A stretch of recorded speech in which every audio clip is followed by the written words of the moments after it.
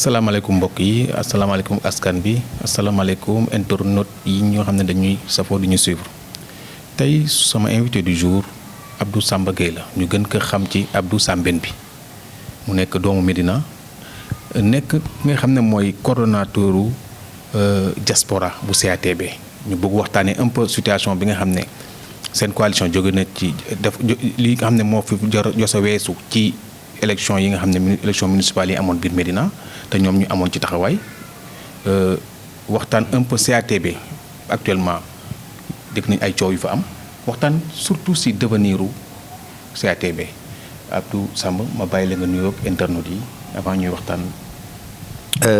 salaamaaleykum waa Médina salaamaaleykum waa Sénégal salaamaaleykum mon frère Lamine.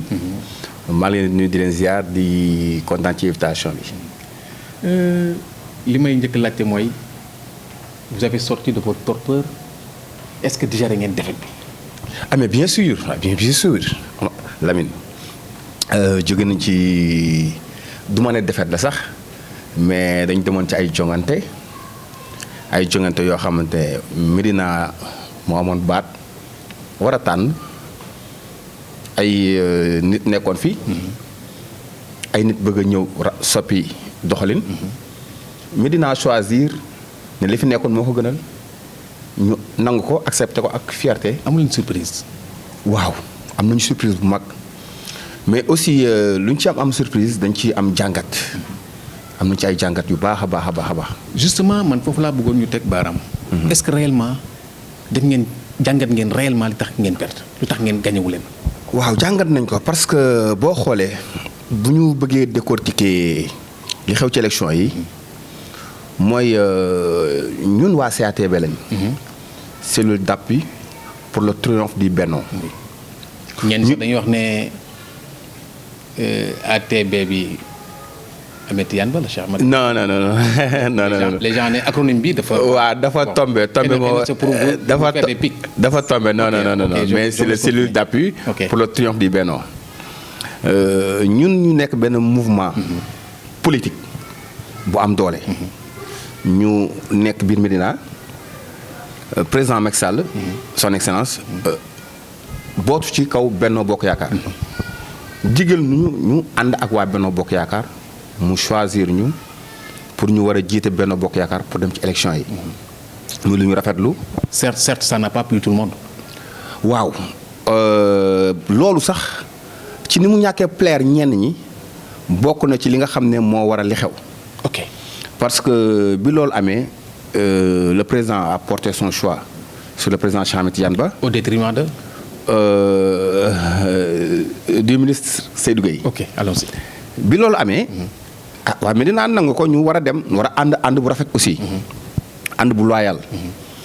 bi nga xamee ne le président Cheikh Ba ñëw na ci suñu biir ñun waa CATB xamal ñu li xew. laaj ñu aussi ay mbir yoo xam ne moom la bëgg ñu ànd ceeg moom. mooy nañ ko bàyyi mu ànd ak waa Benno doxal. ñun nangul ko lépp. bu ñu fàtte ne élection yi c'était pas la CATB moo dem élection Benno moo dem élection. effectivement ñu bàyyil ko lépp defal ko plénipotentiaire mu dem ak lépp. boo xoolee ci liste yi sax dañu ko confectionné CATB amu ci dara pratiquement. loolu aussi dañ ciy sant di ci gërëm le président Cheikh Ahmed Tidiane Ba parce que dafa nekk nit ku loyal nit koo xamante ne dafa gore. ndax bi loolu amee ñu tabb y avait l'AFP les écologistes LD ñëpp. ñu composé coalition bi waaw ñu composé Benno. kenn ku ci nekk quota bi nga laaj ak li nga bëgg ci élection bi mu defal la ko bi ñu demee loolu def ba pare xam nga li Olof Njaay naan joxe bopp rocc làmmiñ lu rafetul. lu ci ëpp loolu daf ci xew. donc mais apparemment su ma déggee li ngay wax ma dégg li ñenn ji wax. dafa mel ni yéen vous accusez des personnes. non y a des faits réels yoo xam ne dañ koy constater dafa constat. ku nekkoon ci campagne bi da nga koy gis.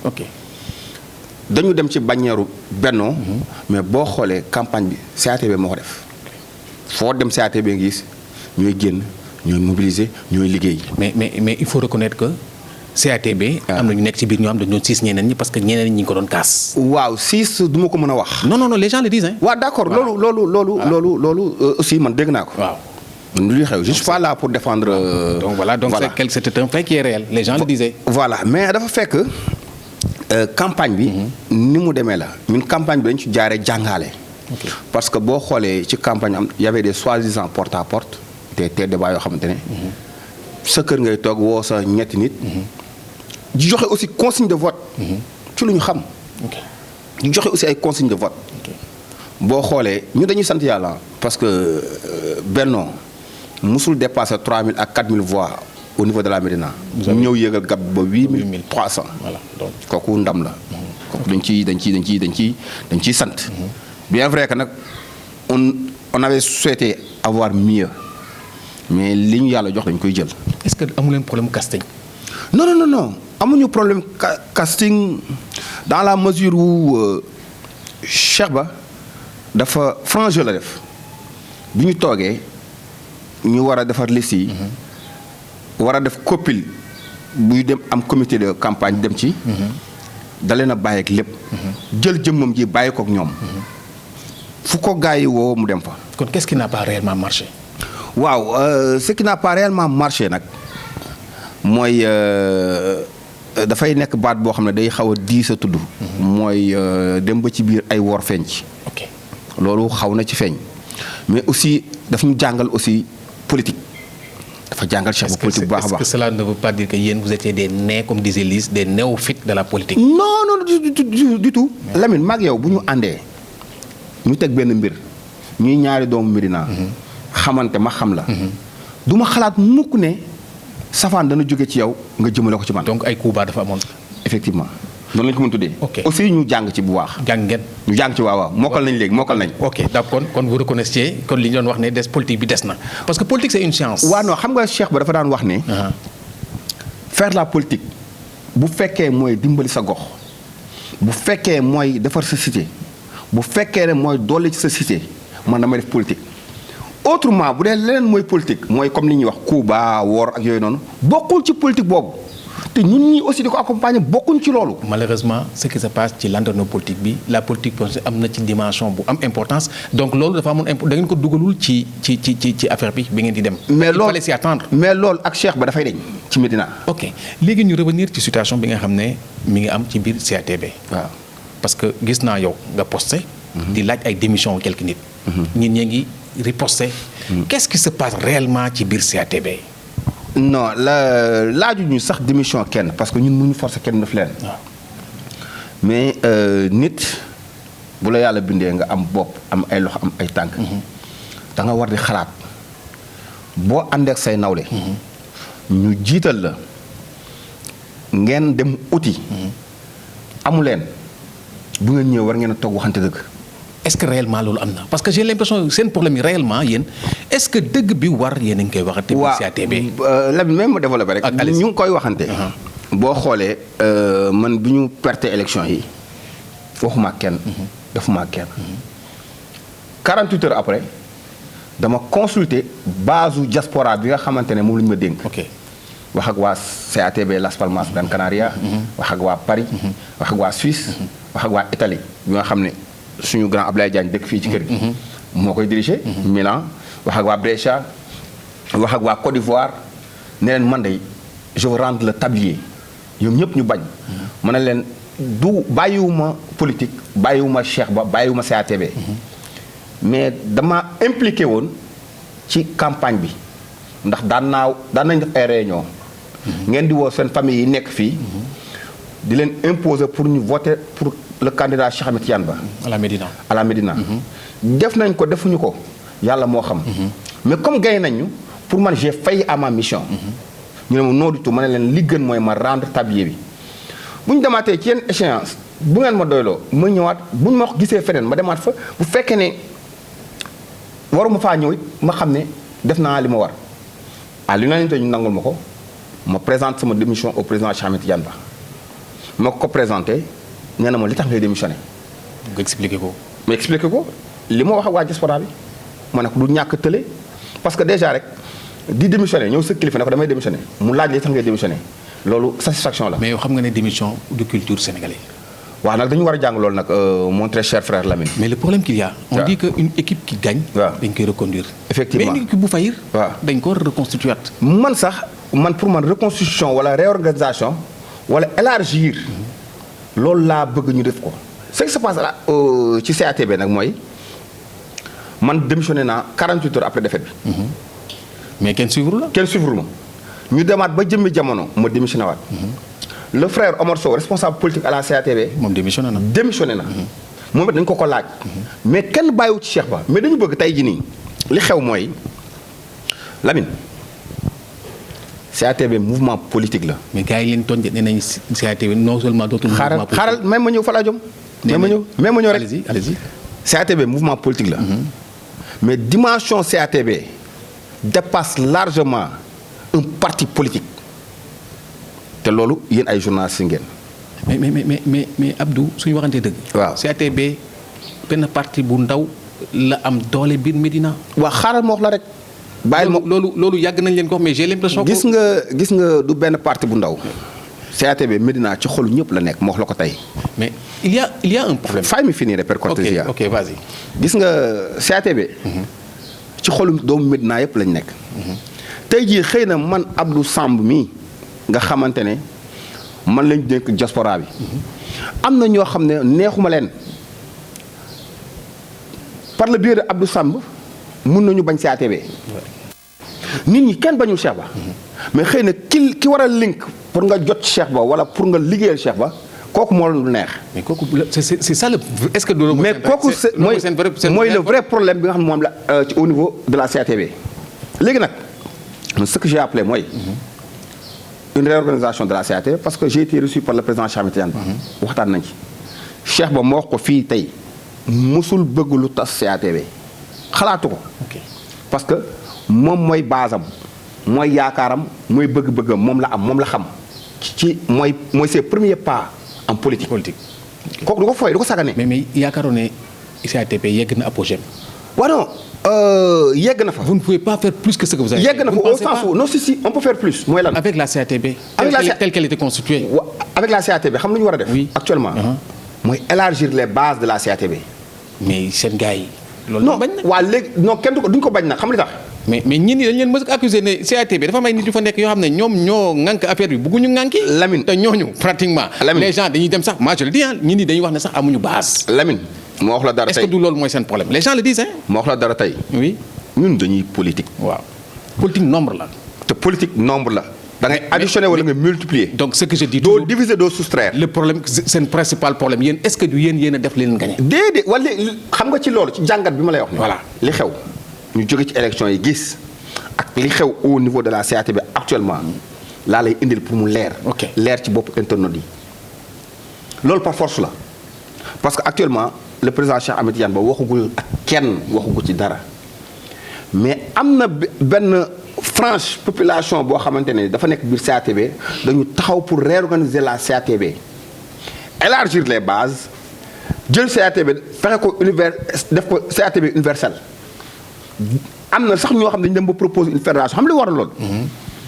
mais un mouvement politique yeneen mouvement politique ñëw bootu sa gannaaw bëgg ñëw ne dañoo bëgg a seey ci sa biir ay parti politique yoo xam ne ci ay nitu nekk ci parti bëgg ñëw seey ci sa biir mais ñooñ foog nga yaatal leen dugal leen am ñu nekkoloon ak le maire Bamba Fall l'actuel maire oui. l'actuel maire. non le ministre maire même. le ministre maire. voilà ñu koy féliciter parce que doomu Médina la ñun Médina lañ bëgg. ñun bañ ñu kenn. Médina lañ bëgg.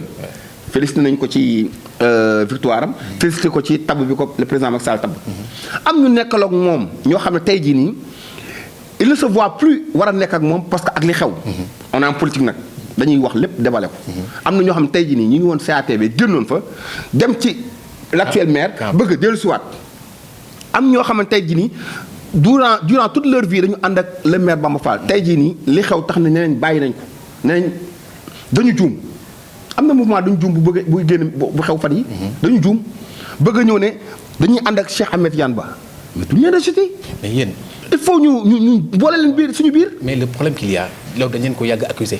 waaw dañ koy wax à l'intérieur dañ koy wax à l'extérieur da ngeen bëri ay nit nekk seen biir dañoo sées. waaw ñu nañ koy wax. gis nga non pas amuñu yaatuwuñu pour accueillir. gis nga mais CATB bu ngeen deful seen vrai diagnostic vous êtes appelé à disparaître. moo wax la dara Lamine. ça il faut le dire c'est une règle. Cheikh Ba dafa siis.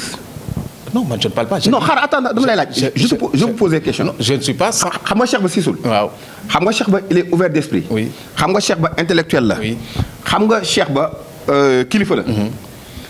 gis nga membre CATB yii.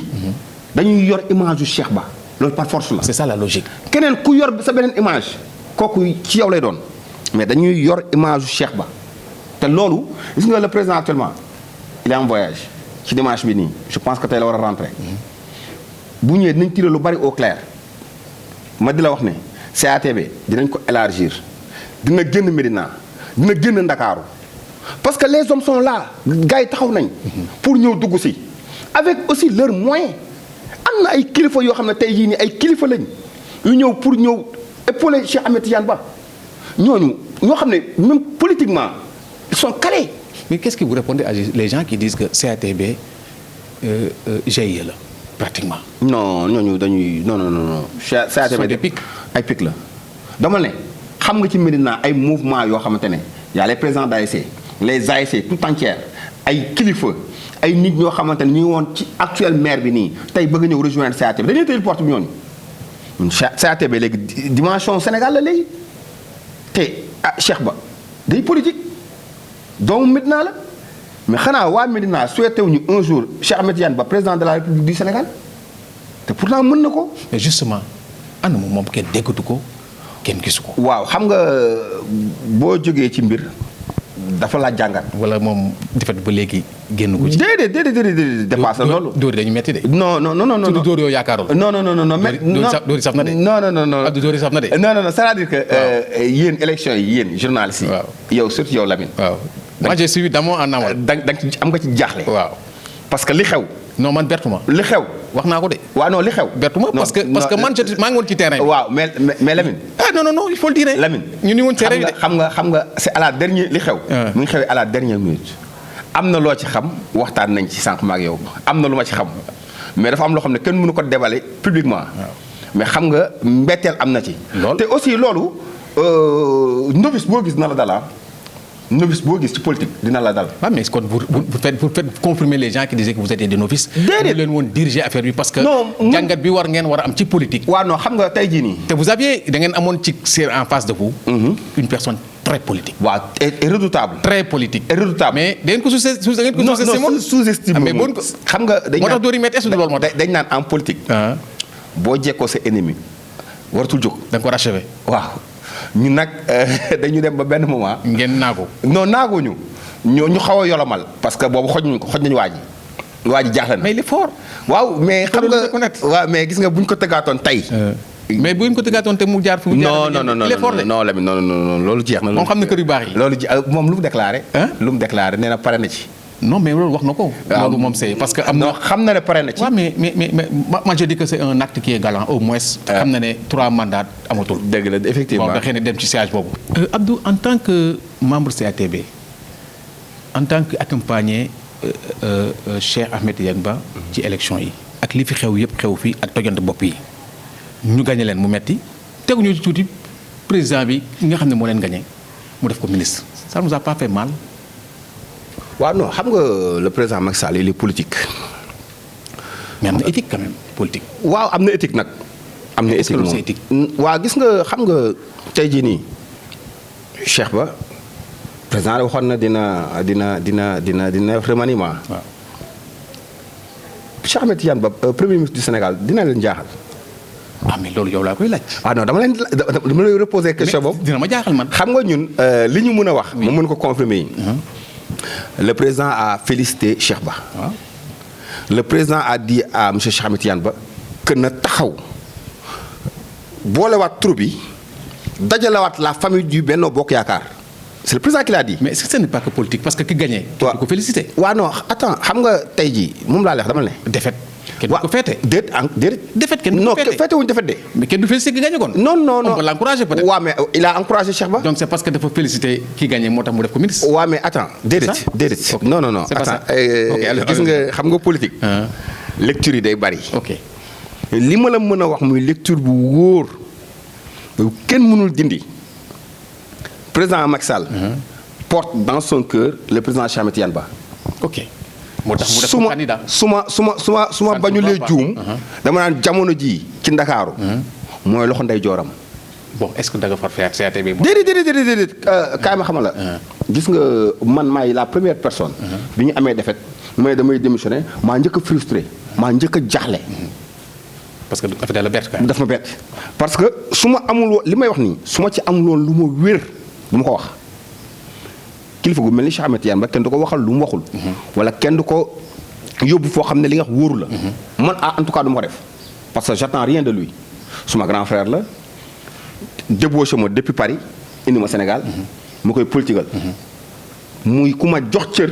ku ma respecté ma delloo ko cër boobu doublé ko delloo ko respect boobu doublé ko kon du ma ko surpassaare du ma ko romb. ok vous avez compris.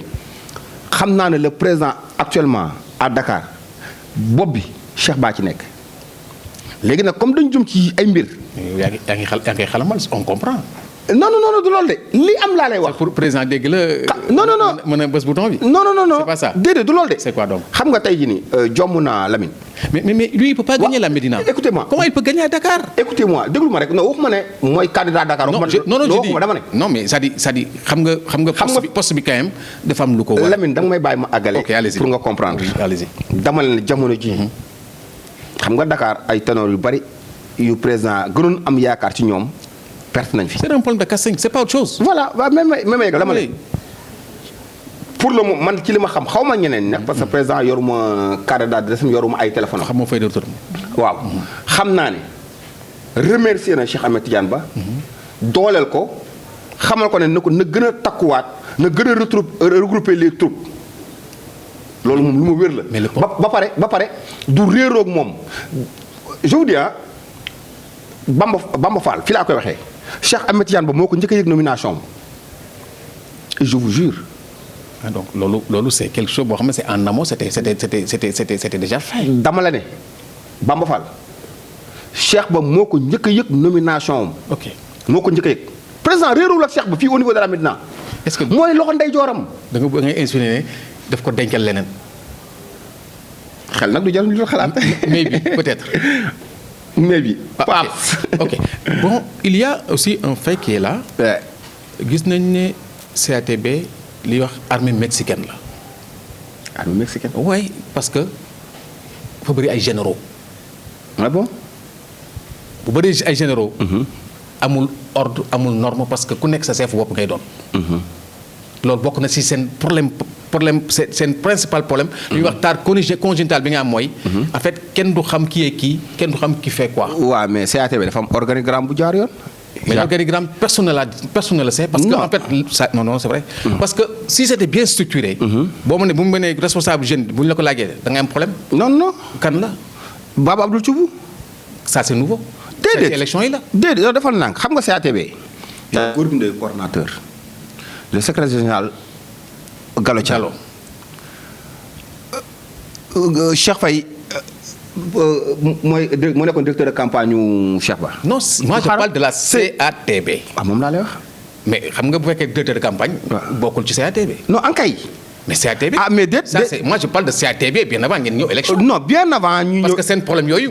c'est le même problème qui continue. bien avant ñu dem ci élection. CATB amoon na mouvement des femmes. amoon na kan moo jiite mouvement des femmes. Seynabou Ba.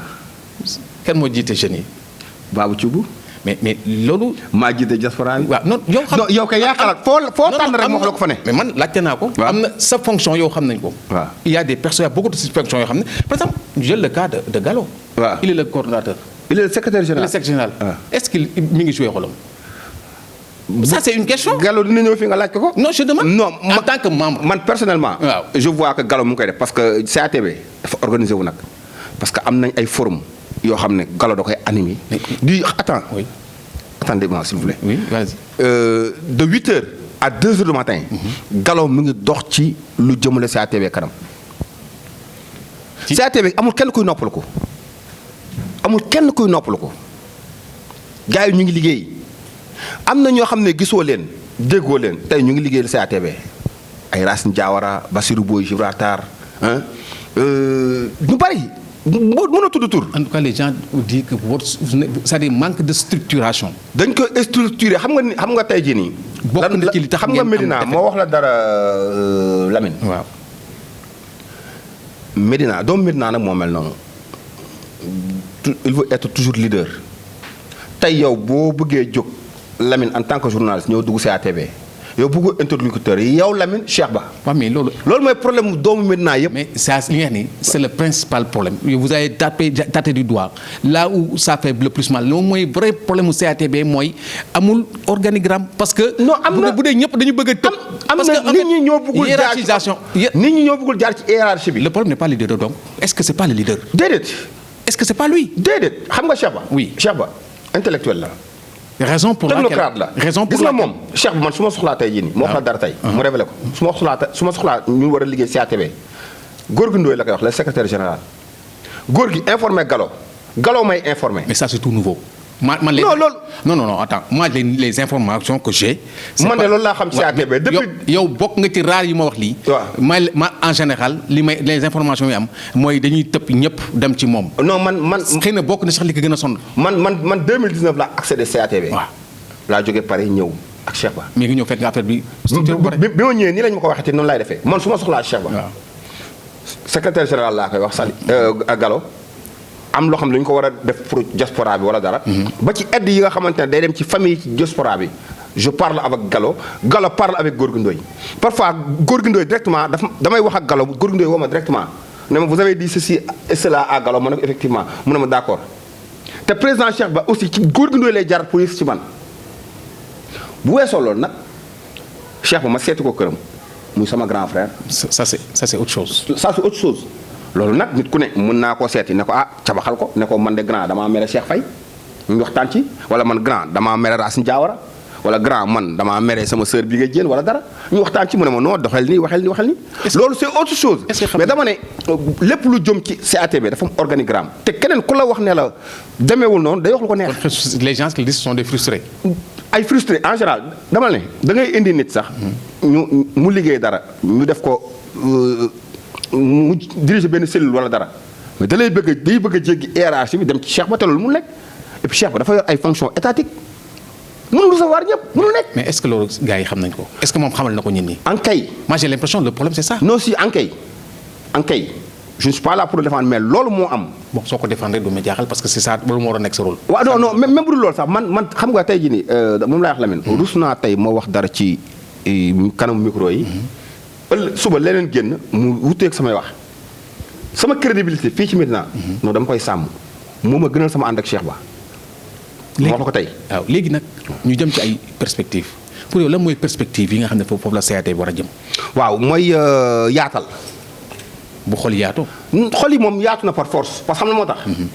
boo gisee man li ma def keneen ak keneen def ko te ñu bari ñu ngi koy waaj a def. mais yow démission yi man ñaar laa ci jéggugum de. non am na.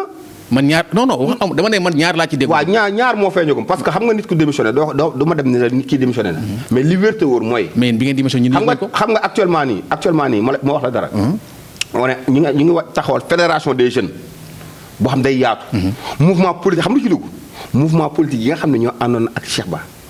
ASC yi nga xamante ne tey jii ñoo bëgg a rejoindre Cheikh Ba.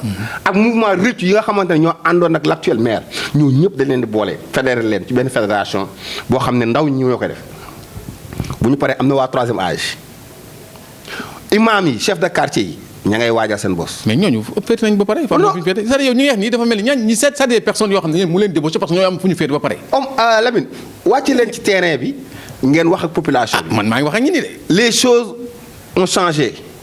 mais yéen loolu ngeen waxoon avant ñu dem élection. waaw mais yëf yi soppeeku nekku leen ci seen. déedéet ci seen bulle bi ngeen nekkoon ba tey. déedéet il faut descendre votre bulle. non déedéet xam nga lu moo tax. oui ñun élection yi daf ñu jàngal loo xamante ne tey jii nii xam nga ci biir élection bi Cheikh Ba doon def porte à porte. amul kër gu mu duggul ci Médina bu fekkee ne Médina y a 4000 maisons. mën naa ne Cheikh Ba ci 10 maisons la duggul. waaw dugg na ci kër yëpp te kër gu mu dugg li nga wax am nañu ko wax man de Cheikh dama laa bëgg waaye mënu maa jot ci yow ndax diw laa waxal mu ne ma doo ko gis. c'est ça le problème. même ma yegali Cheikh noté bind jël boobu dafa baax nag bind jël. il est anarque ça ne surprend pas. bi élection yi weesoo. ñii dem na seeti leen ñii woo na leen ñu waxtaan ak ñoom loolu moo waral élargissement de la CATB. CATB moom ala kulli aal day yaatu ba romb Ndakaaru. kon fi mu nekk nii da ngeen jëm ci perspective boo xam ne CATB New Look lay doon. waaw am na sax ñu commencé génn nuur naan universal CATB. ok am na ñu ko commencé wax mais nag xamaguñu liy xew xam naa ne peut-être tur bi aussi mën na changer. leneen mën naa judaat mais li wér te wóor mooy base Cheikh Ahmed Tidiane Ba nga xam ne ñoo ko dugal ci politique muy CATB. ñooñu ci boppam lay àndalaat yaatal ko nag ubbi poste yi ubbi nit ñëpp dugg si. ñi ngi jëm ci perspective yu bees mooy. ñi ngi bu mu leen jaaxal ñu xëy fii yëf yi nekk présidentiable de. bon c'est une possible mais ñi ngi jëm ci élection d'ici peu de temps. waaw. muy nekk législative yi. ban taxawaay ngeen ci war a. waaw ñu ngi ciy góorgóor nag commencé nañ parce que révision bi. jeex na tey lay war a jeexam. waaw tey la war mais commencé woon nañ ko bu yàgg ñun. avant ñu dem Cheikh ba wax naa ak ñu mu war a waxal. ñu yor comité électoral bi ñu les néo votants yi ñu jëli leen. ñu inscrire primo votant yi. waaw ñi nga xamante ne aussi war nañu changer ñi amoon problème. parce que ñun aussi ci élection yi gis nañ ci yoo xamante ne ma révélé ko. ay doublons. waa ji dafa doy waar de. il est fort. trop ñun am na ñoo xamante ne avec des photos à l'appui nit voté waat. voté génn ci bureau bi ñu jox ko loolu nag ñoom ñu ko def entre 8h ak 10h teel a yeewu def ko 16h 18h. boobu an seen jeunes yi yéen. non mais xam nga mooy jàng rek 16h 18h ñu créé ay xeex ay pompe à gaz. tas yéen est-ce que loolu pour bureau de vote c'est pas pour expliquer. non lu am la. des faits réels la pas être de mauvais. non on est bu ñu doon ay mauvais perdants duñ ko féliciter. voilà donc c'est li mu leen gagné loolu ça ne peut pas entacher pratiquement xëy na c'est pas normal. kay. mais li mu leen gagné dafa bëri ah. non 1050 voix la. mais c'est quelque chose. non 1000 voix c'est quelque chose. mais ci biir Médina c'est quelque chose. ci biir Médina. voilà ci biir Médina. faut comprendre que. loolu mu def. voilà ak consigne vote bi nga xamante ne. yëg nañ ko dégg ko ci ne votez pas pour Cheikh Ahmed Tidiane Ba parce que s'il gagne la Médina on est mort politiquement. ak yeneen ak vous êtes en train d'accuser l'autre et de pointer du doigt. non pointer ma du fi mu ne nii yaay tudd tur. non loolu mais ça c'est clair ah. non tudduma tur. waaw bon mais ça jarul tudd. non tudduma tur am na loo xam da nga koy tudd am na da nga koy joxoñ. non joxoñ nga ko. attends. lui qu'est-ce qu'il a fait il a fait ça. kan ci ki nga tudd. kan laa ki nga joxoñ. kan laa joxoñ c'est pas lui. non yow yaa ma koy wax kan la. ok allons-y. non man dama ne. ñun dañuy xam. nga xamante ne am na te ay nit ñoo ko fekkee ñëw débale ko ñëw et puis ñu gis ko aussi. am na ñoo xamante ne seen ngor mayu leen ñu bañ a voter Cheikh Ahmed Tidiane Ba. ils ne sont pas allés voter yooyu yëpp ay jàngat la. yoo xam ne xam nañ ko. donc vous avez appris de vos erreurs. non on a appris mais nit ki c'est par les erreurs ngay xam fi nga jëm. ci liñ jëm nag xam nañ ñu ñuy doxalee déjà commencé nañ ko mooy ñu ngi élargir base yi. ñu ngi xëcc nit ñi tey jii nii xam nga ci élection yi ñu jëm romb na Médina. dafa nekk Dakar mais ñu ngi installé ay CATB hors zone ñu koy installé. fi mu ne nii ma révélé la à Yoff près du Khalife y a Chérif Laye Mbuub koo xam ne ma nga fa. am na ñoo xam ne ils étaient avec le président Macky Sall ay leaders. ñëw nañ seet Cheikh Ba. ñu ngi liggéey ak moom. lu ma fekkee. parce que keroog bi ñu leen di recevoir maa ngi toog ay kilifa ñoo xam ne dañ pare tey pour ànd ak Cheikh Ba ci Ndakaaru ànd ak nag le Benno Bokk Yaakaar. parce que Benno Bokk Yaakaar toujours mooy ancrage mooy socle bi. bon on va terminer par cette partie là. sa jarbaat. waaw Ousmane Kanté. Ousmane Kanté ma koy nuyu au passage. méttiwu la. trop. noo ko mën a expliquer. xaw ma trop franchement pareil. la nga doon xaar. man premier adjoint au maire Ousmane Kanté moo wax dara Ousmane Kanté bokk na tey ci ñi nga xamante ne jox nañ Bamba Fall victoire ci naka. il est la seule personne boo xam ne moo osé quitter Cheikh Ahmed Tidiane Ba nga xamante ne ci mouvance bu. ascendante la nekkoon. jëm ci maire bi mu risqué. dem Médina pour man seul Ousmane Kanté moo ci am ndam. est-ce qu'il n'est pas le plus grand perdant d'ailleurs. malheureusement il est le plus grand perdant. il est le plus grand perdant parce que ak Cheikh Ba il avait tout maa koy wax fii Ousmane Kanté man maa ko booleeg Cheikh Ba. maa ko jàpp ci loxo yóbbu ko direction impôt et domaine mu nekk fa la fu Cheikh Ba nekkoon ñu toog ñu waxtaan. ñu tënk ay kàddu Cheikh tënk wax ko Ousmane wax ko ci sama présence ñu waxtaan di ànd ñu ànd bu loyal aussi Cheikh Ba fu mu toll mu ngi waxal Ousmane Kanté lu baax di ko gërëm di séq ak moom ay teraanga ak lu nekk loolu am na malheureusement politique Ousmane Kanté il est politique yàgg na ci terrain bi xëy na jàpp na ne bu quitté Cheikh Ba dem jege fële ne le ci li mu bëgg foofu la gën a gaaw Ousmane Kanté il veut être à la kuliyal le maire de la Médina moo ne ci xolam boobu xolam doo ci nekk. jàppoon na ne calculam xaw ma ko nag parce que gëj nañ gisante xaw na yàgg tuuti. ci mbokk gi. xew-xewu mbokk gi nag dañuy toog waxtaan. mu conseillé ma tonton ceci ma ne ko jarbaat ceci. ñu waxtaan gëj nañu gisante ma jàpp ci sama lecture politique ne dafa bëggoon gaaw a àgg. kon dafa yàkkamti. du ma ne yàkkamti sax mais politiquement calcul la. parce que calcul politique aussi dafa am calcul. on dit que en politique les erreurs sont fatales. très bien malheureusement li nga xamante ne def nañu ko nag franchement neexul kenn du suñu camp du beneen camp bi. ok waaw lan mooy sa dernier mot. sama dernier mot di remercier waa Médina di leen sant di leen gërëm di leen xamal ne ñu ngi ci terrain bi ñun ay doomu Médina lañ liggéeyal Médina soxal ñu.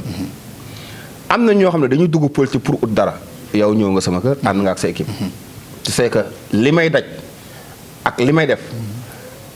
samay mbokk sax dañ may reproché ne ma sa alal ji ngay jël di ko def xoolaatal li ngay def mais yàlla ma nattu ma bëgg Médina sama xol Médina ci nekk. loolu c'est normal. su ma xëyee su ma génnee sama bureau taal naa sama tu ñëw naa Médina. loolu c'est normal. Médina rek laa bëgg. waaw ça c'est le Médinois qui. waaw Médina laa bëgg. Médina moo ne sama xol.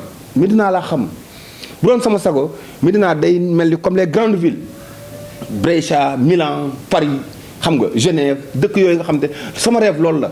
rêve Cheikh Ba loolu la di ñaan yàlla ci jàmm ci Médina di wax ne ñu ngi ubbi tàllal suñu loxo au nom du président Cheikh Ahmed Tidiane Ba doomu Médina yëpp ñi bañoon nag ñu nangu woon nag ñi bëgg nit ñëpp ñëw ñu yaatal parce que li ñu yàlla jox war nañ ko mën a jëmale kanam muy le président Cheikh Ahmed Tidiane Ba di leen gërëm di gërëm waa Dak Médina di ñaan aussi nit ñëpp jàpp parce que ñëw naa ci locaux yi xam naa li ngeen di daj ay jàmbaar ngeen. merci. soxla ngeen ku leen jàppale. merci te cet appel maa ngi koy def ci autorité Médina yëpp. ñu leen jàppale. ok jërë ngeen jëf. mbokk yi fii la ñuy yem di leen jox rendez-vous prochainement ak beneen invité ma bu leen fàttali nag dem leen suñu compte YouTube dem leen suñu page Facebook ngeen visiter ndax Dak Médina wu ñëpp la.